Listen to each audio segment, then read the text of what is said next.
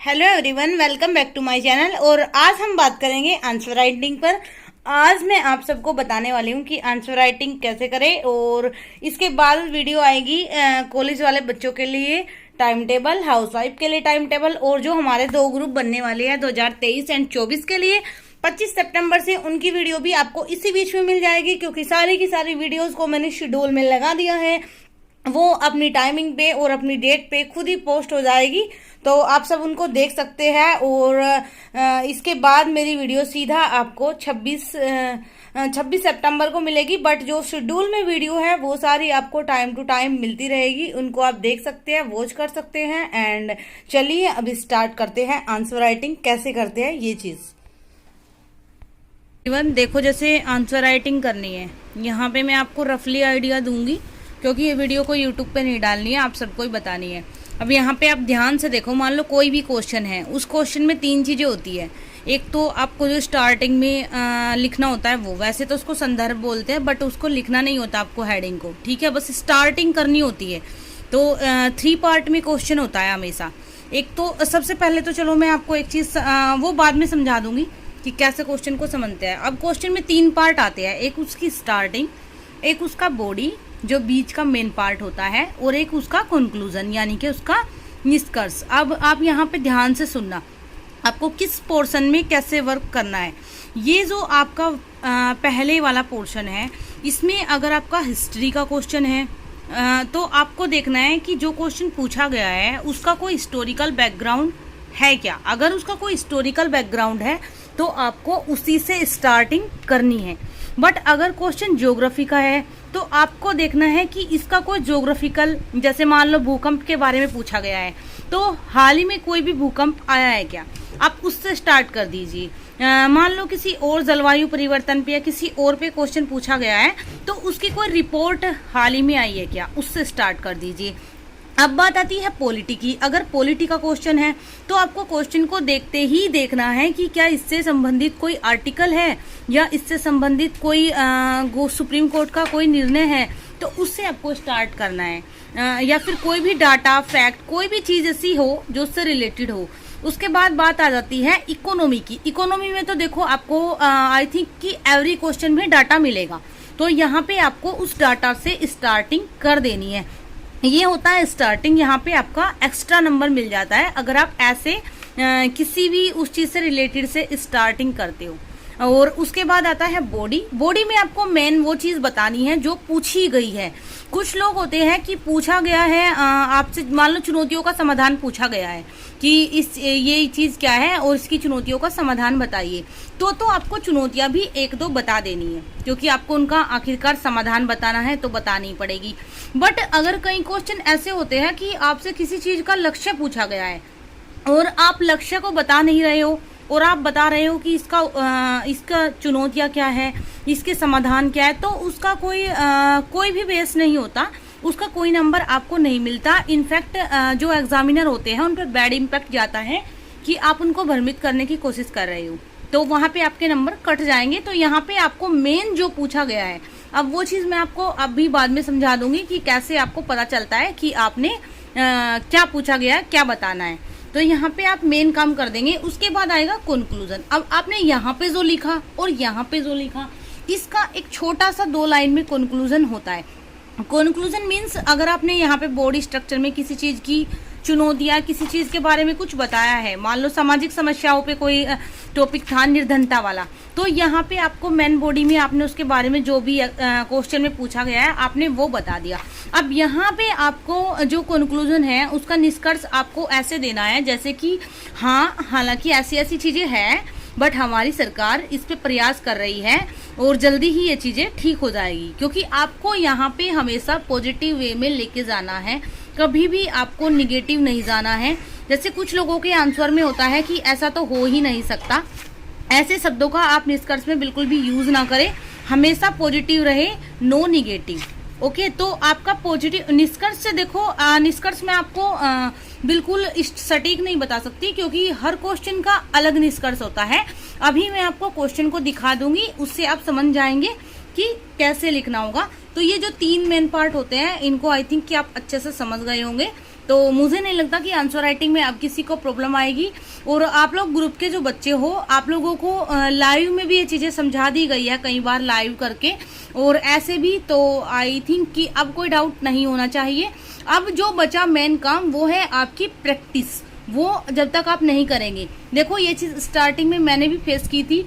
Starting में I know कि question ज्यादा अच्छा आप नहीं लिख पाते, बट जब तक आप प्रैक्टिस नहीं करेंगे तब तक आप कुछ नहीं कर पाएंगे। और सेकंड चीज, मैं आपको एक चीज और बता रही हूँ कि कुछ लोगों को लगता है कि बस अब आपको उनको ये चीजें पता चल गई, अब एग्जाम में जब क्वेश्चन आएगा तो वो सीधा सीधा लिख देंगे, तो वो अपने आप को धोखा दे रहे हैं। जब तक आप प्रैक्टिस नहीं करेंगे तब तक आप आंसर नहीं लिख पाएंगे। तो आई थिंक कि ये सब हो गया। अब चलिए मैं आपको बता देती हूँ कि क्वेश्चन को दिखा के कि क्वेश्चन को कैसे लिख। अब सपोज कीजिए कि ये क्वेश्चन है, सिंधु घाटी सभ्यता की उन महत्वपूर्ण विशेषताओं को स्पष्ट कीजिए जो उस काल के लोगों की कलात्मक अभिव्यक्ति को प्रकट करती है। अब आप यहाँ पे सोच के देखिए, कोई भी ऐसा एस्पिरेंट जो समझ नहीं पाता है क्वेश्चन को, वो डायरेक्ट क्या शुरू करेगा, लिखना विशेषताएं। मतलब उसने क्वेश्चन को ही टाइम नहीं दिया, उसने समझा ही नहीं कि एग्जामिनर पूछ क्या रहा है।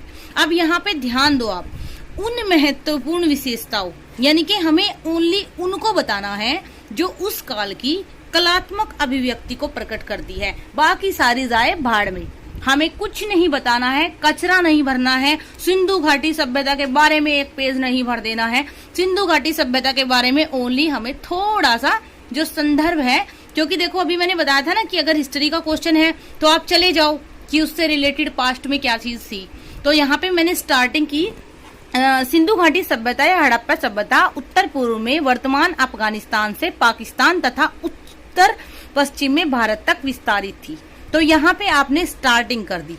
फिर सिंधु घाटी सभ्यता के लोगों की कलात्मक अभिव्यक्ति को प्रकट करने वाले सिंधु घाटी सभ्यता के शिल्प और कृतियां ये है। यानी मैंने जो उसकी फालतू की लोग लगाते हैं ना कि ये था वो था, ग्रिड, ये ऐसी सड़कें थी, पक्के मकान थे, उस चीज का यहाँ पे कोई मतलब नहीं है। वे विशेषताएं हमें नहीं बतानी है, हमें कलात्मक अभिव्यक्ति को प्रकट करने वाली विशेषताएं बतानी है।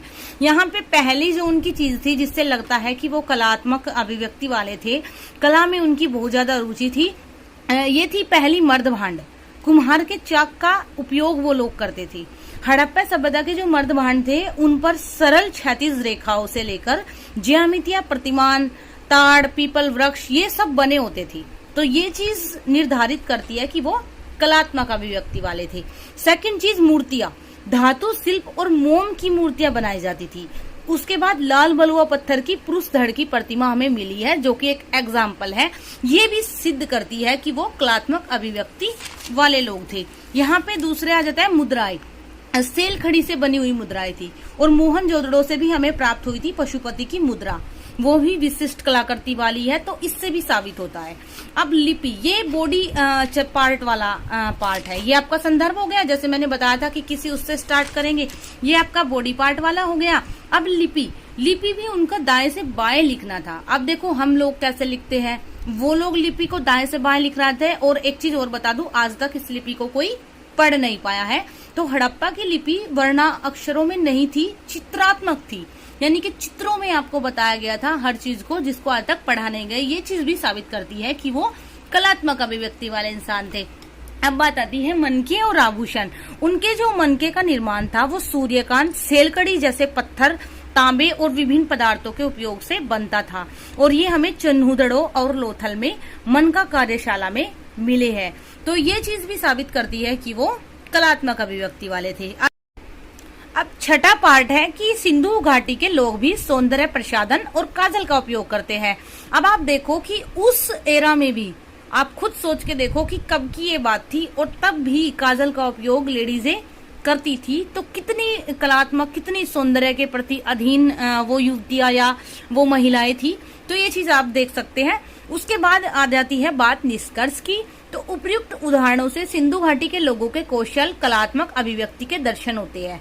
यहाँ पे अब सारी चीजें आपने देखी होगी ऊपर कि सेम एक सीक्वेंस में जो उनकी ओनली कलात्मक अभिव्यक्ति को दर्शाती है वो मैंने बॉडी पार्ट में डाली है। कुछ भी फालतू का कचरा नहीं है। ये साक्ष्य मेसोपोटामिया जैसी समकालीन सभ्यताओं की तुलना में सिंधु घाटी सभ्यता को उन्नत प्राचीन सभ्यता प्रदर्शित करते हैं।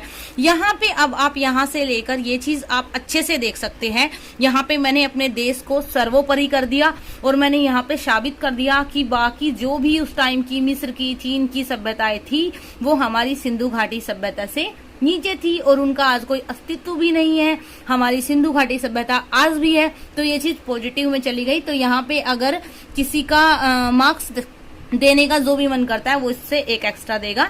तो ऐसे ही लिखते हैं आंसर, और जो पैटर्न होता है वो मैंने आपको समझा दिया। स्टार्टिंग में आप लेके चलेंगे, कोई भी उसका बैकग्राउंड होगा। मेरे सारे क्वेश्चंस आपको ऐसे ही मिलेंगे। यहाँ पे आप भूकंप वाला देख सकते हैं। भारत की सुभेद्यता का आकलन करना है, यानी कि कमजोरियां क्या है, और भूकंप के प्रति बचाव हेतु समाधान, यानी कि समाधान बताने हैं और सुभेद्यता बतानी है। यहाँ पे मैंने स्टार्टिंग देखो ऐसे ही की है कि भारतीय उपमहाद्वीप विश्व के सर्वाधिक प्रवणों में से है। पिछले दशकों से भारत ने कई विनाशकारी भूकंपों का साक्षी रहा है, उदाहरण दे दिया। तो ये चीज जो है ना, ये वाली यहाँ से लेकर ये वाली, ये चीजें ऐसी आपको निष्कर्ष में डालनी होती है। उसके बाद उसकी यहाँ पे सारी सुभेद्यताएं बता दीजिए, उसके बाद आप उपाय बता दीजिए, उसके बाद आप निष्कर्ष बता दीजिए और आपका काम खत्म हो जाता है। आई होप कि अब आप अच्छे से समझ गए होंगे। अब आप भी आंसर लिखने की